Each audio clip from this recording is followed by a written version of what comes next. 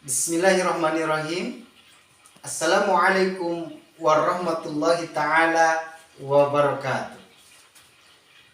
Innal hamdalillah wa syukran ala ni'amillah, amma ba'd.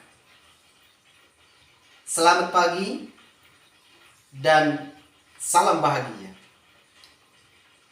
Saya ucapkan terima kasih kepada Bapak Muhammad Zaka Ardiansa selaku dosen yang mengampu mata kuliah tentang model perkembangan peserta didik. Terima kasih kembali kepada peserta sebagai sahabatku yang luar biasa, sahabatku yang hebat, PPG 2022 dari PAIS 14. Dan tentunya saya ucapkan terima kasih pula ke LPK khas Jember yang telah mengawal proses PPG ini. Tentunya ini adalah hari yang ke-6.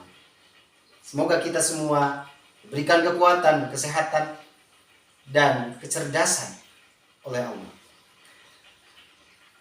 Sahabatku dan seluruh yang menonton video ini adalah video yang keempat, yang merupakan video terakhir dari LK ini mengenai ilmu pengetahuan model perkembangan peserta didik yang berguna untuk mengajar di depan anak-anak kita. Dari sini kita akan mulai, bahwa pada episode ini saya akan memaparkan tentang karakteristik generasi Z dan alfa, implikasinya dalam pembelajaran. Tentu kita harus mengenal lebih dalam generasi ini, dan tentunya harus mengenal pula generasi masa lalu. Kenali generasi alfa dan Z, cara mendidiknya supaya sukses. Baik kawan semuanya, kita masuk kepada CV-nya ataupun capaian pembelajarannya. Yang pertama, menganalisis implikasi karakteristik generasi Z dan alfa dalam pembelajaran. Tentunya masuk kepada menit awal tentang definisi. Apa sih definisinya? Mari kita lihat dan kita baca. Generasi Z adalah generasi yang lahir dari tahun 1995 sampai tahun 2010.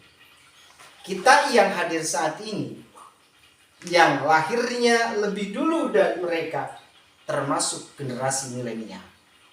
Selanjutnya, generasi Z menurut Fiandra tahun 2020 halaman 56, bahwa generasi Z adalah generasi yang dengan mobilitas digital cukup tinggi. Itu adalah informasi awal dalam video kali ini. Kita lihat sejarah dulu. Ketika di zaman Daulah Bani Umayyah, pergerakan Islam sedikit terkontaminasi dengan politik imamiyah. Namun dengan izin Allah, lahirlah satu buah sejarah yang baik, bahkan tinggi untuk tataran keilmuan dalam pengembangannya adalah di zaman Daulah Bani Abbasiyah.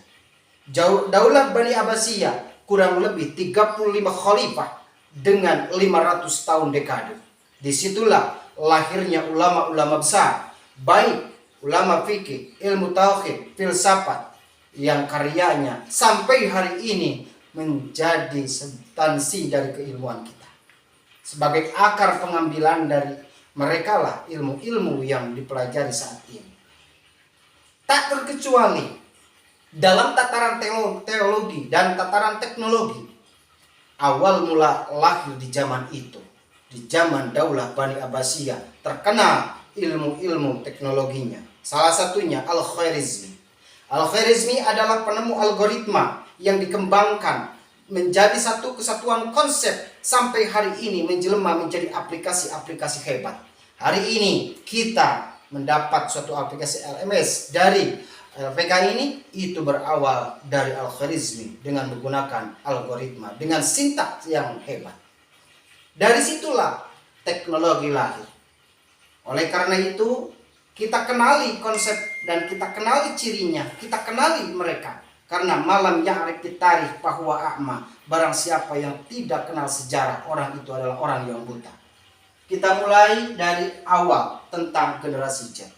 Pertama, generasi Z memiliki 5 karakter, memiliki 5 ciri sifat dan yang otentik.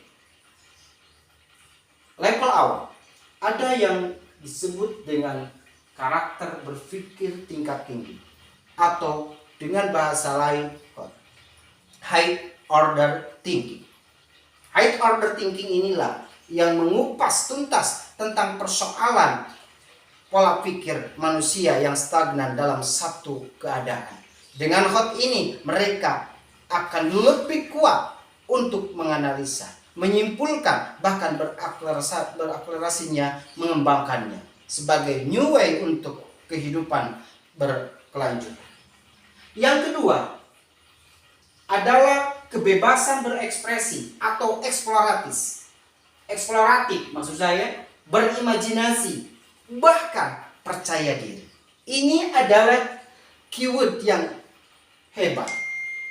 Dengan generasi Z ini, kebebasan bereksplorasi akan melahirkan 3 clue. Yang pertama, he have knowledge, mereka memiliki pengetahuan yang handal. Yang kedua, he have experience, dia akan memiliki pengalaman. Yang ketiga, dia memiliki kepercayaan. Kenapa saya bicara seperti itu? Karena tanpa adanya ilmu dan tanpa adanya pengalaman, tidak ada yang namanya kepercayaan.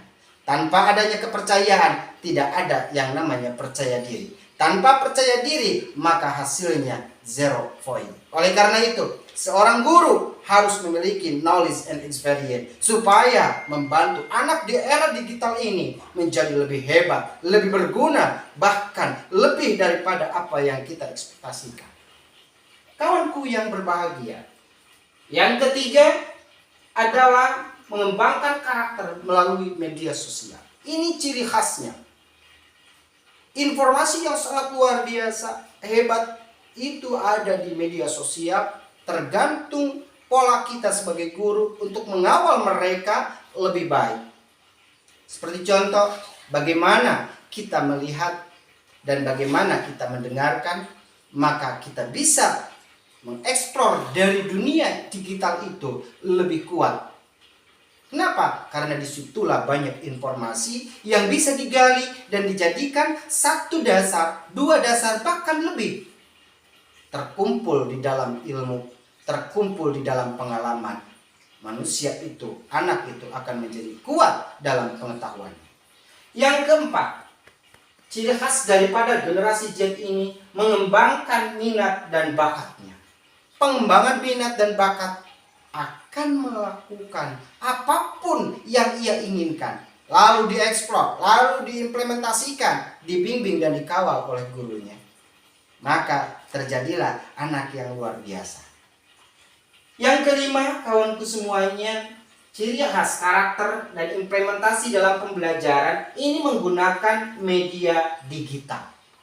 Tentunya untuk guru harus mengetahui ilmu pengetahuan komputer.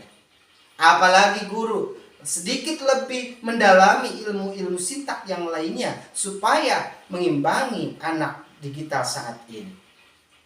Kalau di SMK ada jurusan yang namanya RPL-nya atau TKJ-nya, maka tentunya guru PAI pun harus mengetahui hal itu. Selanjutnya kawan semuanya, selesai sudah tentang generasi Z. Dan mari kita lirik berikutnya tentang generasi Alpha. Ada 3 karakter generasi Alpha.